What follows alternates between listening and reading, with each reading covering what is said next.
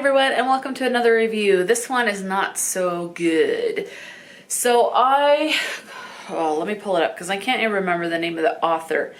This I listened to via audiobook, and it was an audiobook original, so it was by audiobook. The title was Carnival Row, and this kind of like the subtitle or the secondary title is Tangle in the Dark. The author is Stephanie K. Smith, and the narrator was Carla Crome. The narrator did fine. No complaints with the narrator. I gave it 2 stars. I don't know. There was just something about it I didn't quite like. I think what it is there was, in my opinion, way too much talk about a higher class of people ridiculing someone that's in a lower class. And I think there was just way too much of that. Now, ultimately, you do have a combination of the two that do enter a relationship. So you have an upper class and a lower class. But then, of course, life happens. And if you don't feed the relationship properly, feed the relationship. But if you don't treat people properly, the relationship can crumble. And so it just kind of follows that course. But throughout the whole thing, it's kind of like the upper class just poo-poos on the lower class. And you can see the anger and the frustration that the lower class has towards the upper class.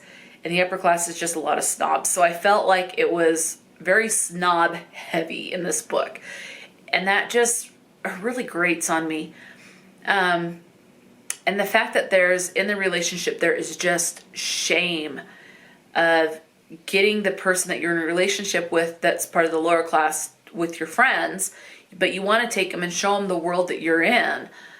You know, but there's no shame from the lower class to take the person from the higher class and show them their world. And so I think that whole shame and ridicule and snobbiness really, really irritated me. I'm surprised I finished it. There was a couple of times I was irritated enough that I wanted to DNF it. So I did finish it. It wasn't even okay. It was just kind of, I don't know. It just was very, very irritating to me.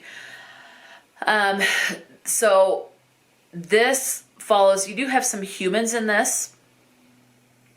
There is a warning at the start of the book that's like for adult content. So it does state basically that you need to be aware there is adult content, especially when it comes to sex. It was not overly explicit. So I was fine with the sex scenes because it didn't go into detail. Like the biggest detail was like being wet between the legs. That was the most graphic that it got. Yeah.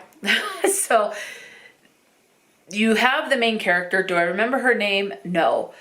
I think she's a professor, but she is a fairy. So she actually has wings. The one thing I did find interesting is you have this war that's brewing, and they have no fly zones. So there's areas that the fairies can't even levitate a foot off the ground to fly from their home to work because it's actually strictly forbidden. That was interesting. That's the one thing I thought was interesting. But other than that, so anyway, you have this fairy. She lives on the campus in a dorm, and she ends up having to share. She is part of the higher society, and she ends up having to share her dorm room with, or her flat, or whatever you want to call it, with someone that is part of the lower class. And there's talk about that. Oh, how irritating! I'm going to hate this. And her friends kind of poo-poo on it and all as well.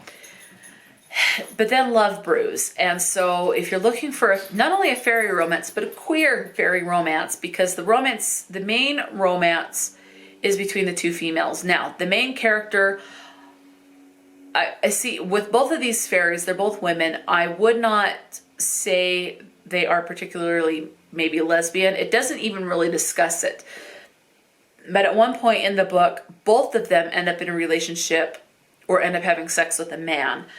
So there's the relationship and sex with male and female. So they're just So who knows whatever that is, but so it is queer. It's a queer romance. It's a queer fairy. I wouldn't even really say, I don't know if I want to say romance.